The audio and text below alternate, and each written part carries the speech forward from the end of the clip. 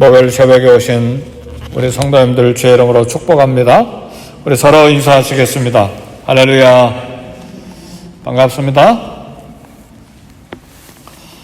우리가 자녀들을 키울 때, 또 손자, 손녀들을 키울 때 일 잘하면 우리 박수 쳐주죠.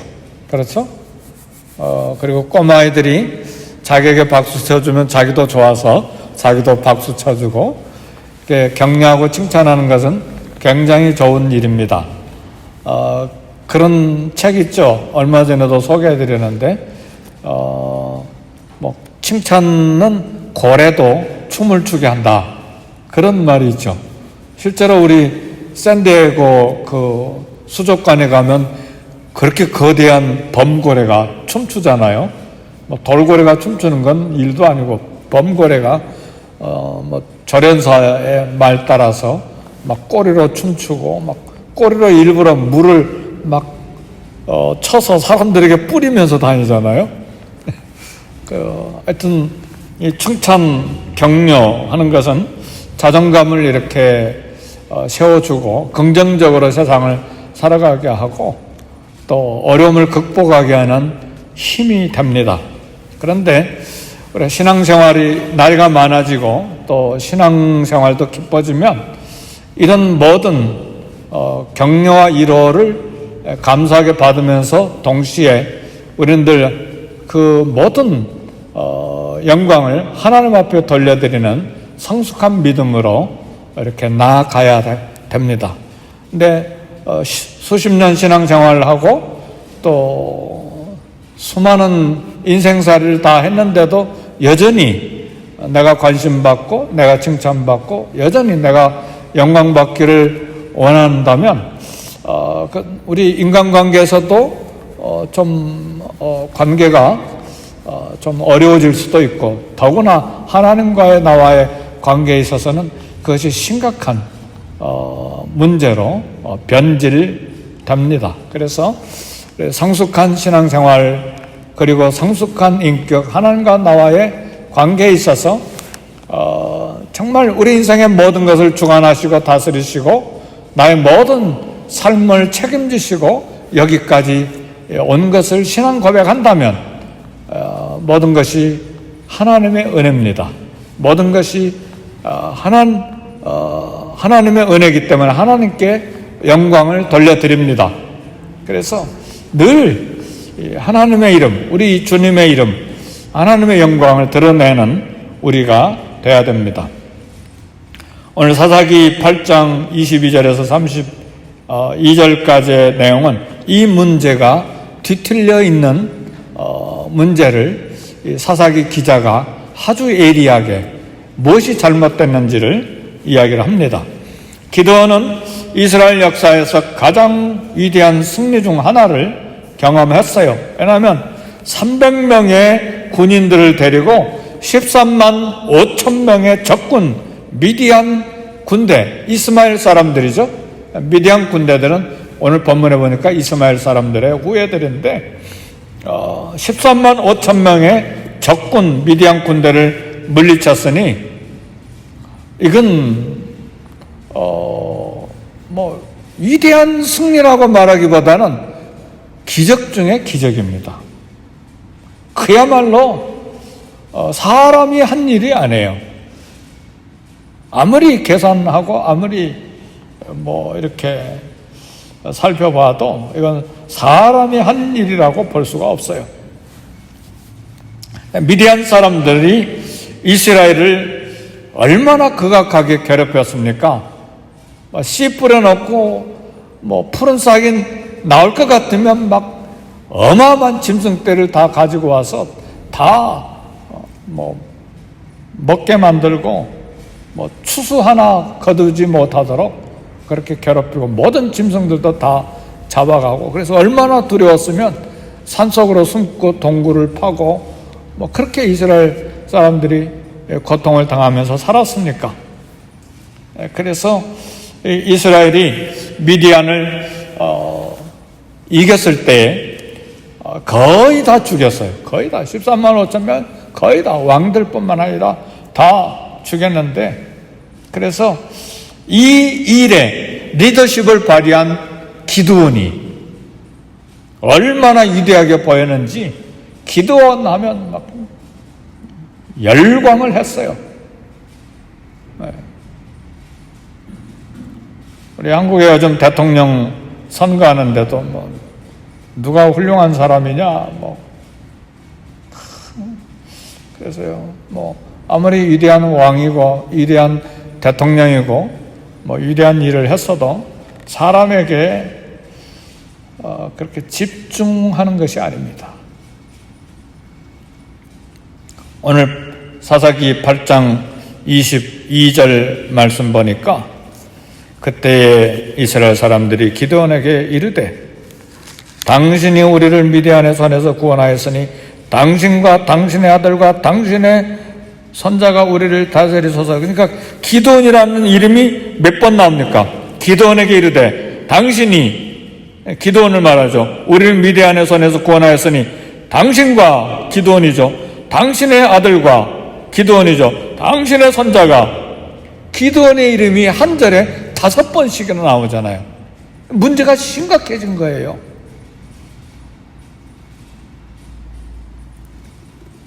당신이 우리를 미디안의 손에서 구원하셨으니 기드온이 구원했나요? 기드온과 300명이 구원했나요? 하나님이 하셨잖아요. 근데 이스라엘 백성들이 기드온에게 열광하기 시작하는 거예요.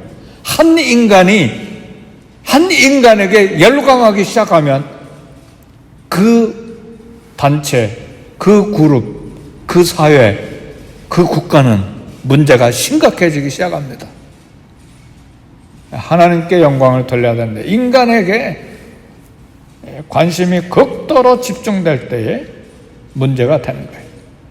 그러니까 장군께서 우리를 구원했으니까 장군께서 우리를 다스리시고 그 말은 우리의 왕이 되어주시고 우리 왕이 될 뿐만 아니라 대를 이어서 아들과 손자까지 우리에게 왕이 되어주십시오. 그런 이야기예요.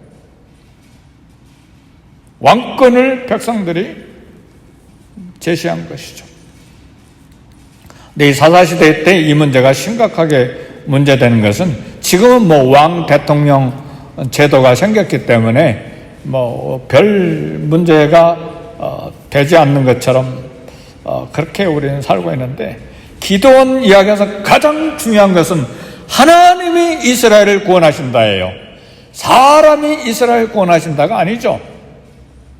그래서요, 하나님께서는 어떻게 하셨습니까? 사람이 구원을 베푸는 것이 아닌 것을 가르쳐 주시기 위해서 군사를 모집했을 때 32,000명이 왔는데 2번에 걸쳐서 다 돌려보내라. 그래서 22,000명이 가고 나머지 10,000명이 남았는데 아직도 많다. 다시 보내라. 그래서 9,700명이 집으로 다 되돌아가고 몇 명만 남았어요? 300명만 남았잖아요.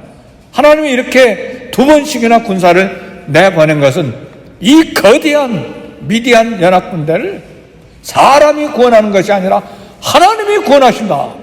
이걸 가르쳐 주시기 위한 것이었는데 전쟁에 승리하고 나자마자 사람이 구원했다가 나오는 거잖아요. 이스라엘 막 기드온에게 열광하는 거예요. 기드온, 당신이 우리를 구원하였으니 당신이 왕이 되고 당신의 아들들이 왕이 되고 당신의 손자들이 우리에게 왕이 되십시오. 하나님의 전쟁 계획과 완전히 정반대의 현상이 일어나는 거예요. 사랑하는 성도 여러분, 우리 사람 격려하고 위로하고 우리 자라나는 아들 길을 세워주고 자존감을 세워주는 건 좋은 일이에요. 그러나 나이가 됐는데도 성숙했는데도 계속해서 나에게 관심이 집중되기를 원하면 그건 인격적으로 정신적으로 심각한 문제예요. 사회생활 못해요. 그렇게 하면 여전히 학교에서도 여전히 사회에서도 여전히 교회에서도 어디나 내가 관심 집중 받아야 되는 그런 성격 가지고 있으면 어떻게 되나요? 사회에서도 문제가 심각하죠. 그렇죠? 그래서 우리는 하나님 앞에서 어떻게 우리의 믿음 생활과 우리의 인격과 신앙이 성숙해질 가야 되는지 아주 우리를 들여다봐야 돼요. 기도는 하나님께 모든 영광 돌리지 못하고 일부를 자신이 나눠 가졌습니다. 그리고 백성들이 이렇게 잘못된 생각을 할 때 고쳐줄 생각을 하지 않았어요. 기도원이 전쟁할 때도 군인들에게 여호와를 위하여 그렇게 해야 되는데 너희들 전쟁할 때 여호와를 위하여 기도원을 위하여 그렇게 외쳐라 그랬어요. 이미 거기에서부터 이 기도원이 리더십을 갖는데, 영적인 리더십을 갖는데 문제가 이미 있었다는 말입니다. 그리고 오늘 본문에서는 백성들에게 금 귀고리 선물들을 요구했는데 금을 순종을 요구한 것인데 금이 1700세겔이 거쳤어요. 이건 20kg인데 이렇게 많은 양의 금은 왕의 금고에 해당하는 그런 돈이에요. 옛날에는 돈이 없었잖아요. 금이나 은이 돈이었는데 이건 왕의 금고에 들어갈 만큼의 돈입니다. 한마디로 왕에게 충성을 요구하는 것이죠. 네. 왕처럼 행동한 것보다 더 큰 죄는 금으로 에봇을 만들었는데, 에봇은 제사장이 입는 옷인데 이것을 이스라엘 백성들이 이제 우상으로 섬기기 시작했습니다. 또 하나, 기도원이 백성들이 당신이 우리를 미디안에서 건져냈으니까 당신과 당신의 자손들이 우리를 다스리는 그런 참 왕의 신분을 가지세요. 근데 기도는 아니다 그렇게 말을 했는데 실제는 마음은 왕의 행세를 했어요. 그리고 행동도 그렇게 했어요. 왜냐하면 많은 아내를 도와가지고 오늘 본문을 보니까 아들이 70명이나 됐어요. 이스라엘 왕들은 아내를 많이 둬서는 안 될, 특별히 선민 백성은 왕이 해서는 안 될 일입니다. 그러니까 아들 70명을 뒀다는 말은 이 당시의 문화적인 상황에서 왕족을 뜻하는 거예요. 왕들 되면 이렇게 아내가 많고 자손이 많다는 의미예요. 그러니까 왕 행세를 한 거예요. 평민들은 절대로 하지 못하는 왕 행세를 했어요. 세겜에 또 첩까지 뒀는데 가나안 여인과 결혼을 한 거예요. 율법 역행한 일이죠. 근데 첩과 사이에 난 아들 이름을 아비멜렉이라고 지었어요. 아비멜렉의 이름의 뜻은 나의 아버지는 왕이다.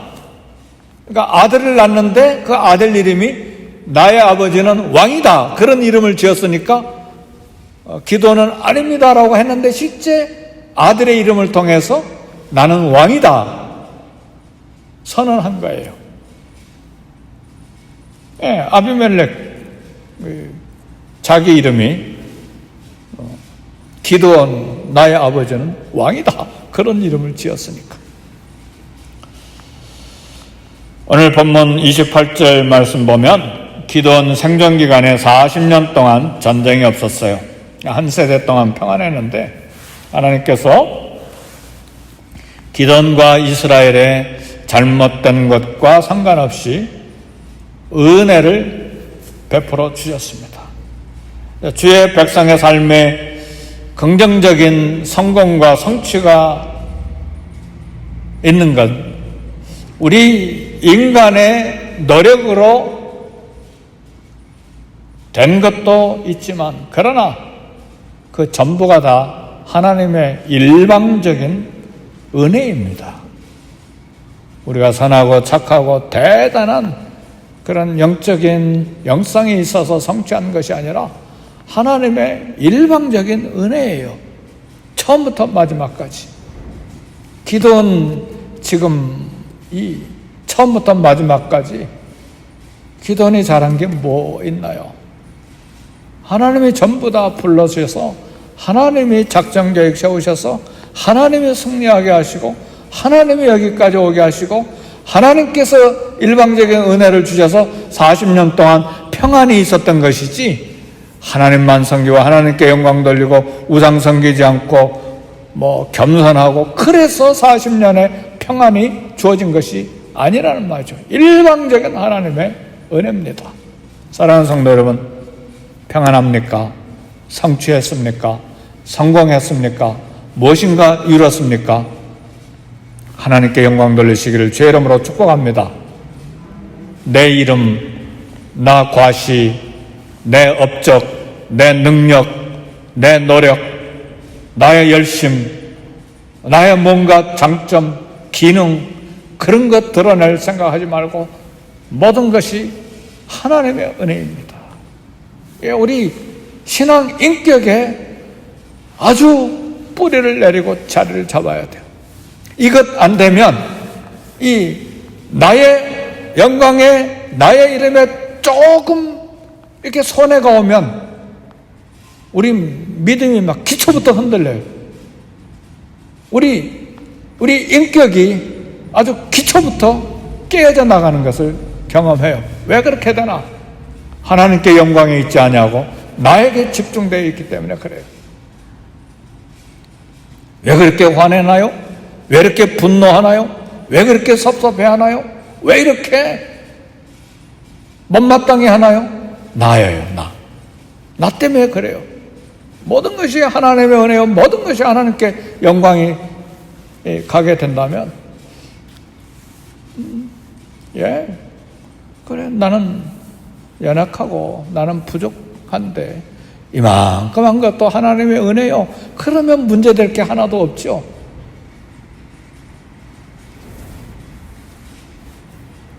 사랑하는 성도 여러분, 오늘 기도원의 사건을 통해서 우리가 얻는 교훈이 많습니다. 하나님이 함께 하시면 군대의 숫자, 무기의 양, 그것이 우리의 성공에 승패가 있는 것이 아니고 하나님의 손에 성공과 실패가 있기 때문에 어떤 문제도 하나님 우리와 함께 하시면 우리를 방해할 수 없습니다.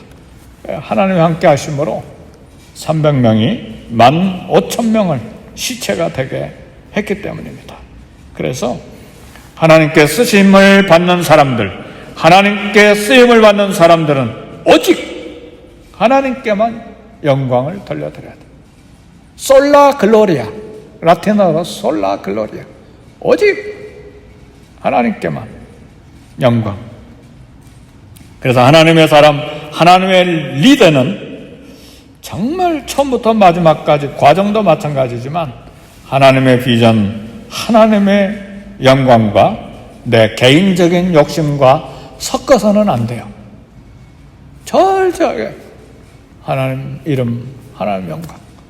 그래서 바울 서신 13권, 14권 보세요. 그리스도 안에서, 주 안에서, 그리스도 안에서, 주 안에서 계속해서 반복. 로마서부터 바울 서신 쭉 읽어가면서 그리스도 안에서, 주 안에서만 한번 써보세요. 얼마나 많이 반복했는가. 그리스도 안에서. 바울도 위대한 사람이잖아요. 위대한 학벌에 위대한 학적인 경력에 죽은 사람도 살려내잖아요. 그다음에 바울이 쓰던 손수건, 앞치마 가지고 가도 사람에게 덮으면 병자가 낫고 귀신들이 막 쫓겨나가잖아요. 바울이 가지도 않았는데 바울이 쓰던 손수건, 앞치마만 가져가도 막 그런 기적이 일어나는데 그리스도 안에서, 주 안에서, 그리스도 안에서, 주 안에서 나는 죄인 중에 괴수라. 철저하게 십자가 앞에서 자신의 이 신분이 무엇인지를 철저하게 아는 사람이었기 때문에 그리스도 안에서, 주 안에서, 그리스도 안에서, 주 안에서 사나 죽으나 우리가 주의 것이로라. 로마서 14장에서 이야기하잖아요. 살아도 주를 위하여, 죽어도 주를 위하여 죽나니 사나 죽으나 우리가 주의 것이로라. 이를 위하여 주께서 죽으셨다가 다시 살아나셨다. 하나님의 주권, 영광. 너무 어려운 걸 요구하나요? 네, 하나님 말씀이 가르치기 때문에 우리의 목표예요. 거기까지 가지는 못해도 늘 거기에 우리의 목표를 두어야 돼요. 우리 다 거기에서 실패 많이 하잖아요. 그래도 이 말씀이 선포되고 또 이 말씀이 성경에 기록되고 이렇게 설교하는 건 우리의 목표가 거기까지 가야 된다 그 말이죠. 우리 신앙의 인격. 그렇게 해야 성공 후에 그 성공을 관리할 수가 있어요. 개인도, 가정도, 사회도, 교회도, 국가도 많은 경우에 관리를 못해요. 복권을 해가지고 1,000만 달러, 1억 달러 받았다. 90% 이상이 실패해요. 왜요? 돈 관리할 줄 모르기 때문에. 그렇잖아요. 영광도 마찬가지예요. 성공도 마찬가지예요. 관리 못하면 인생이 깨끗하게 끝나지 못한다고 말이죠. 교회와 하나님 나라의 비전과 성공들, 개인의 야심과 이익에 기회로 삼아서도 안 되고 함께 섞어서도 안 됩니다. 하나님 사역의 가장 큰 걸림돌은 늘 나 자신이 될 수가 있다는 것을 경고 삼아야 합니다. 늘 조심해야 돼요. 늘 거기에 깨어 있어야 돼. 하나님 사역에 쓰임 받는데 내가 걸림돌이 된다. 이거 얼마나 참 슬픈 일입니까? 근데 그럴 가능성이 크기 때문에 늘 주님과 교회 하나님 섬길 때 겸손, 신실함, 그리고 영광은 하나님께. 그걸 반복해서 생각하고 반복해서 기도하고 반복해서 우리 생각들을 수정하고 하나님 말씀 앞에 그걸 또 걸러내는 그런 작업을 끝까지 해야 됩니다. 왜요? 하나님 우리에게 성공 주시기를 원하시거든요. 아멘. 하나님은 우리를 위대하게 만들기를 원하시거든요. 아멘. 하나님은 우리를 통해서 하나님의 영광을 드러내시기를 원하시거든요. 근데 누가 하나님의 영광을 드러낼 사람인가? 하나님의 눈은 이 땅에 충성된 자를 살펴 나를 수종들게 하고 하나님의 집에 거하게 하고 능력을 베푸신다고 말씀하셨기 때문에 그런 인격과 그런 신앙과 그런 사역과는 늘 점검하고 하나님 앞에 또 우리 삶을 또 이렇게 수정하고 조정해 나가고 그렇게 해야 됩니다.